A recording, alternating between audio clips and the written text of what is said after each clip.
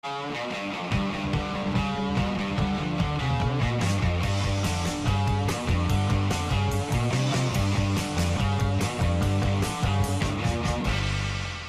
vídeo de hoje, nós começamos com uma tabela de hidratação. Será que eu estou hidratado? Procure urinar claro, pelo menos 10 vezes por dia. Coma uma dieta rica em frutas e vegetais frescos. Beba 1 litro de água antes das refeições. Obrigada.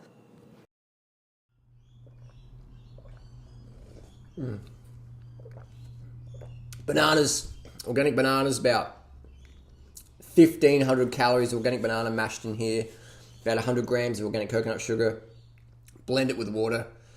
Nice and sweet, nice and sweet. Just have a look at that, the visceral fat there. And this is fully hydrated, carbed up. I haven't taken some diuretic pills or done any starvation diets or whatever. I'm lean all year long. You can always see my jawbone of varying degrees. My face is always chiseled all year long. Why is that? It's because all year long I eat the same foods. I don't cut my calories or bulk or whatever. I just eat as much as I fucking want every meal. Okay, cut to the chase. There was a recently thing on BBC, sugar versus fat. Sugar versus fat. Can you share your comments and criticisms, Harley? Basically what it was pretty sort of fun, pretty objective sort of thing. It was basically two guys, two identical twins, both medical doctors, physicians, whatever you want to call them. Identical twins. One was given a fat diet, just pure animal products. No vegetables, nothing. Pure animal product. You know, dead cow, chicken, pig, fish, butter, fat, grease, body fat of animals, milk, etc. And that's where he's told to live on for 30 days, a month. His other twin, identical twin, was told to eat a very low fat, like a McDougall style. I'm not sure if it was vegan. I couldn't see any animal product on there, but there was no oil, there was no avocado, it was just sugar, fruit, vegetables, grains, potatoes, etc. So I'm pretty sure it looked like a McDougall diet, but I'm not sure if it's vegan or not. Anyway, after 30 days, what happened is the high fat guy, he was pre-diabetic. His insulin resistance went through the roof, and his brother, his insulin sensitivity went through the roof. So he became more insulin efficient, and the high fat guy was pre-fucking diabetic after just 1 month.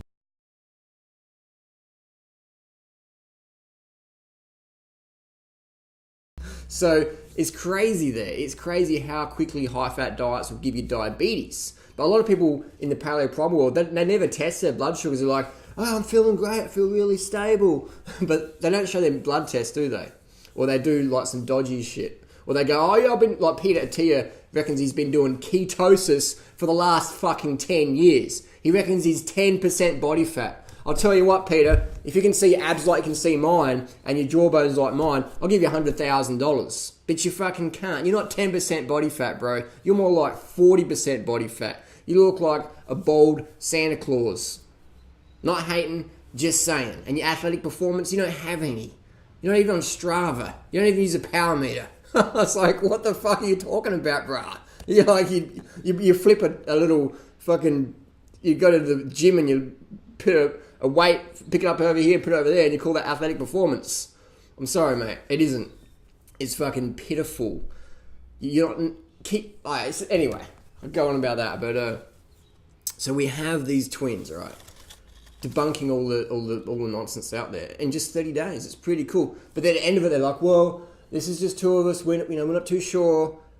You know, they're so like addicted to their fucking bacon and egg lifestyle or whatever. They're like, well, you know, it's like two twins. One fucking smokes for a month. One doesn't fucking smoke for a month. The guy's coughing up black shit after a month. His doctor's saying, you got to stop this. Then they get to the end of the study and go, well, you know, like cigarettes, maybe they're good, maybe they're bad. We don't know. How the fuck do you pass medical school, do all that fucking study, and you can't fucking see the basics? I'm not a fucking academic by any means.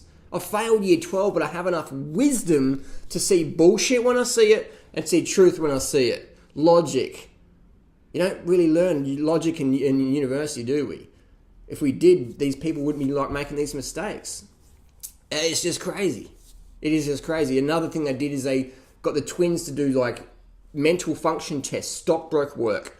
And the guy on the high carb diet was just like smashing it. The guy on the low carb diet, the high fat diet, was just like all cloudy thinking. And he's an academic, so he should be able to grasp it. His twin brother did, but he couldn't do it. So what you need to do is probably take some modafinil, like Bulletproof exec Dave Asprey recommends. Modafinil is basically speed. It's like you got speed and you got modafinil. Modafinil's like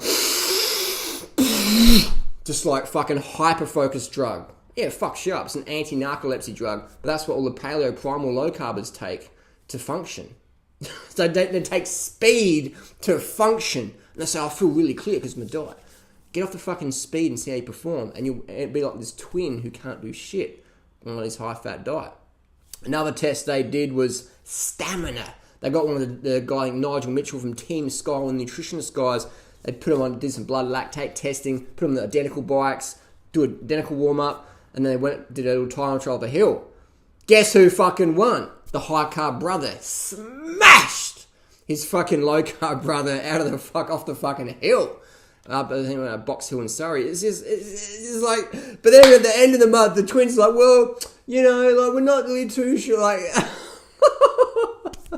just fucking insane. But hey, people with brains and wisdom will be able to see, wow, that makes sense. That's what all Drew Ryder, McDougall, and all those people have been saying for fucking years. And then you go and travel. Travel, people. Fucking travel. Get the fuck out of America. Get the fuck out of Australia. Go to Asia. Go to Uganda. Go to Thailand. Bring your fucking bicycle. Get in your wheelchair and go to the villages. Go to the villages where they look at you like, what the fuck are you doing here? You're welcome, but why the fuck would you come to our little village? No Westerner comes here. No tourist come here. Why are you here? You're welcome, but like, whoa. Go to those villages. If the whole village doesn't look at you like you're in the wrong place, and then go and see what they eat. Watch what the really skinny people eat. It's fucking rice. It's potato. It's bananas. It's fucking sugar. It's water. It's sugary drinks even. Sugarcane juice. Maybe even fucking Pepsi. But it's a lot of sugar. High carb, low fat. Very limited animal product. Not by choice, but by necessity. Rice is about $1 per 3,000 calories all around the world. Half the world's population lives on less than $2 a day. So if you only got $2 a day, you can't afford fucking KFC. You can't afford a steak. You can't afford milk. You can afford rice. You can afford as much fucking rice as you want. Unless you're in like a full-on famine place. But don't go to famine places to do this little study. Go to places where people can work. They've got enough food. They've got enough money for the basics. They're not starving. They're just forced. They're forced to eat rice, fruit, vegetables, water, coconut water, whatever. They're forced to do that. They don't have any option. And are they fat? Are they fucking fat like all these people, these low carbers pretend? They're not. They're fucking looking like me. They're looking lean. They're looking fucking lean. The women look amazing, just slim physiques. You can't tell from behind if they're 18 or fucking 40. Because they're just like slim. You don't see that in Australia, really. You know, like it's very, very rare to see an Australian or a US lady or even European these days who's over 40 or 50 or 60 and who's slim. My mum's clinically obese. It's not fucking genetics on this lean, people. It's dietary fucking choices. It's not training. It's not starving. Because I know plenty of people out there who train way fucking more than me and they're still fat, they've still got a belly. Doesn't make them bad people. I'm just saying. You can't say, dude, what are you training? No. I'll go crazy in January maybe. But you look at my videos when I'm doing 600 Ks a month in winter or whatever. People, that's a lot of training. No, that's fuck all training. Look at the people who are doing. There's a guy in Switzerland who did 91,000 kilometres. He's still got a gut. He was as tubby at the start as the end. There's a guy who cycled around the world, Mark Beaumont, 100 fucking miles a day on average for 200 days roughly. He look on YouTube, he's fatter at the end and at the start. What happened? He was a vegetarian when he started. And then after about a week of riding, got so fucking hungry, he just ditched his vegetarian values and started eating meat. And ballooned up, man. How the fuck do you weigh more at the end of a fucking epic year like that than at the start? How do you do it? Animal products, high-fat diets. You can do all the fucking exercise you want, man. It ain't gonna fucking burn it off. It ain't gonna burn it off. You have to change your fucking diet. So that's my little take, my little rant. sub 10 minute BBC Sugar versus Fat, the twins episode. Just go and travel. You know, like, if you got doubts, and if I'm wrong, you send me your fucking bill, I'll pay your airfares, I'll pay your accommodation, I'll pay your bicycle, I'll fucking pay everything. If you can fucking show me a village in a non-starving place who is fat, everyone's fucking looks like Australians, us as Aussies, fat as fuck, 67% of Australia is overweight or obese. The rest of us are yet to get there. If you can show me this fat village of fucking high carbers, I'll pay everything it took for you to get there. So go to China, Uganda, Kenya, Ethiopia, Korea, Indonesia, Sumatra areas, New Guinea, etc. Just go to all these little places, look up on the map, highest carb intakes, and then you look up their fucking body mass index. It's a fucking no-brainer, but academics still can't fucking get it. Why is that? Because they're addicted to eating their shit. The biggest thing people fear is change. You can turn a Muslim into a Christian fucking like that. You can turn a Christian into a Muslim, you can do that. You can get people changing their churches or whatever. Boom! You get someone changing their fucking diet, that is the hardest fucking thing ever. You got more chance of going into a Muslim or a Christian church preaching opposite whatever than you going into a steakhouse and saying everyone should be a vegan. They'll fucking chase you with knives down the street. That's just the world we live in. Once we understand that, we can understand why there's so much resistance to change. Fortunately, people are motivated by aesthetics. People want to get lean. People want to get fucking lean. They want to see their fucking abs. They want to see their cheekbones. And that's why high-carb vegan diet is easy to promote, because people want that aesthetics. Most people take steroids and starve themselves or do gastric bypass or liposuction, but that never fucking works long-term, does it? I know. Look at Kirstie Alley. Done.